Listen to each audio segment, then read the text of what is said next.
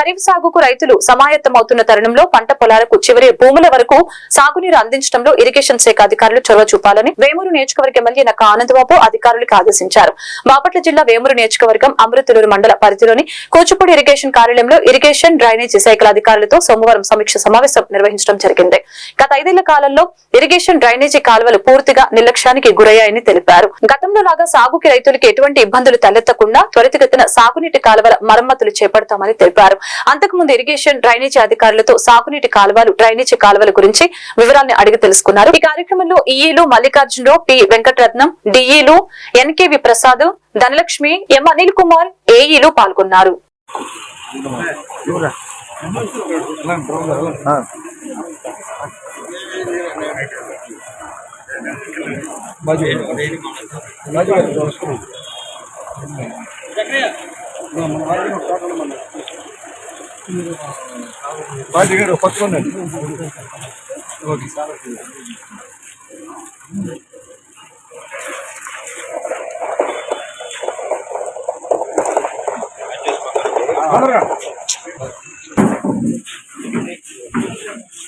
ముందుకెళ్ళాలనేటువంటి విషయం మీద దాని మీద చర్చ జరుపుకోవడం జరుగుతుంది.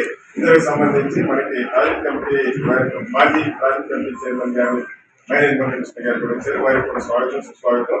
మరి ఇక్కడికి వచ్చినటువంటి గౌరవ ప్రజాప్రతినిధులందరూ కూడా పేరు పేరున హృదయపూర్వక స్వాగతం తెలియజేస్తూ ఈనాటి ఈ సమావేశంలో చర్చించినటువంటి అంశాలని మూలంగా మన సమగ్ర ప్రణాళికను తయారు చేయడానికి ఇరిగేషన్ పరంగా డ్రైనేజీ పరంగా దోహదం చేస్తారని చెప్పనేసి అనుకుంటూ సార్కి మనకి సంబంధించి ఇరిగేషన్ పరంగా ఉన్నటువంటి ప్రణాళికను తెలియజేయవలసిందిగా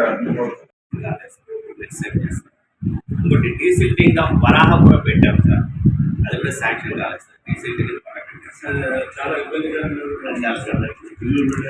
కూడా వీటి కన్వర్ట్ చేసి ఉంటారు కాబట్టి వీటి మాత్రం ఇచ్చారు సార్. నెక్స్ట్ లో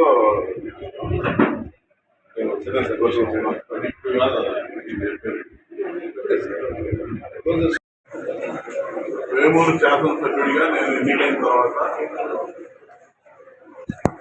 ప్రప్రథమంగా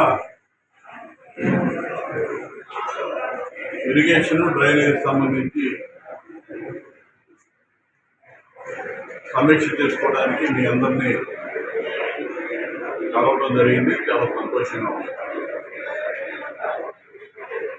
ప్రధానంగా మన నియోజకవర్గం వేమూరు నియోజకవర్గం పూర్తిగా వ్యవసాయ ఆధార ప్రాంతం. డెల్టా వెస్టర్న్ డెల్టాలో ఒక ప్రాముఖ్యత కలిగినటువంటి ప్రాంతం వేమూరు నియోజకవర్గం. నియోజకవర్గం అంతా కూడా డెల్టా పరిధిలోనే ఉంటుంది.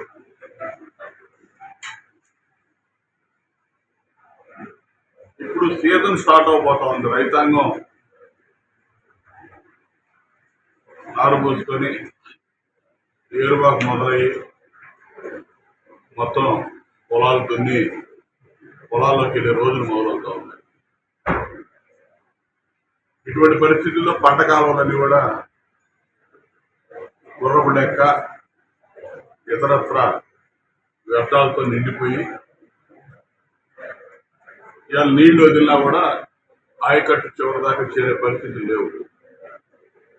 గత 5 సంవత్సరాలు కూడా ఇరిగేషన్ రంగం కానీ డ్రైనేజ్ సిస్టమ్ కానీ పూర్తిగా నిర్లక్ష్యానికి గురైంది. ఇట్లానే సీజన్ వచ్చినప్పుడు ఏదో కూర్చోవటం, ఓఎండ్ఎం వర్క్స్ కింద శాంక్షన్ తెప్పించుకోవటం, వాడు కనీసం ఆ మందు కూడా కొట్టకుండా డబ్బులు డ్రా చేసుకోవటం, ఈ పరిస్థితులు ఉన్నాయి. దానికి ముందు 5 ఏళ్ళు మాత్రం